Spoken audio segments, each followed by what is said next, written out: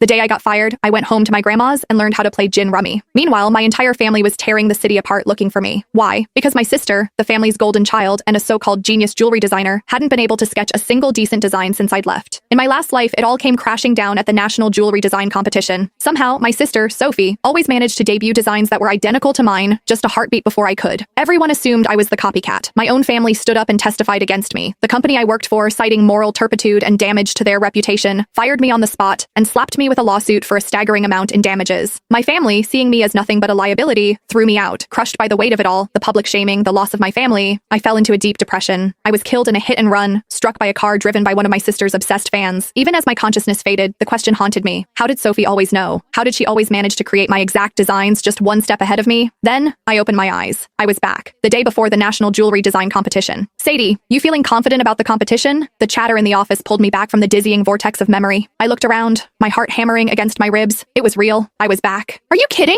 Sadie snagged the Designer of the Year award 3 times running, a colleague, Maria, said, giving me a playful nudge. She's got this in the bag. I managed a weak smile, unable to form words, because only I knew what was coming. In my last life, I submitted a design I had poured my soul into for days. On stage in front of everyone, I was branded a fraud. They displayed 2 sketches on the main screen. They were identical, down to the last delicate line of filigree on the setting. But the timestamp on the other submission was a full day before mine. And the artist? My dear sister, Sophie Walker. She stood in the audience, her eyes wide and red-rimmed, staring at me with a look of shattered betrayal. She brought a microphone to her lips, her voice trembling as it echoed through the auditorium. Sadie, how could you? If you were blocked, I would have helped you find inspiration, but to steal my work? Why? I was frozen. That was my design. It had lived on my encrypted laptop, unseen by any other human eye. Before I could even begin to explain, the crowd erupted. Get the plagiarist off the stage. The nerve of her, showing up with a stolen design. She doesn't deserve to be a designer. Fraud. I grabbed a microphone to defend myself, but my voice was drowned out by the jeers. A few scattered voices of support were quickly silenced when my own parents took the stage. They held up photos of Sophie, supposedly working through the night at her drafting table at home. They spoke of their profound regret, of how they were ashamed to have a daughter like me, and announced their intention to sever all ties. After that, it was over. No one believed me. Security escorted me out of the building. The moment I turned on my phone, it was a firestorm of hatred. Back at my apartment, I checked my laptop. No viruses, no spyware, no remote access logs. The computer and my physical sketchbooks had been with me at all times. There was no conceivable way the design could have leaked. But Sophie's was identical. Every idea, every spark of inspiration, every line I drew, it was all mine. I could not have copied her. It was impossible. Hey, Sadie. Maria's voice cut through my thoughts again. I heard your sister is competing this year too. Any friendly family rivalry? Who do you think will take home the top prize? Not long after I'd started at this firm, Sophie, by some mysterious coincidence, had gotten hired too. The mention of her name sent a jolt of pure terror through me. My fists clenched so tightly my nails dug into my palms, drawing blood. My sister, Sophie. When she was born, she didn't cry. While all the other newborns in the nursery were wailing, she was silent. My mother, convinced it was a bad omen, brought in a spiritualist, a so-called seer from the mountains.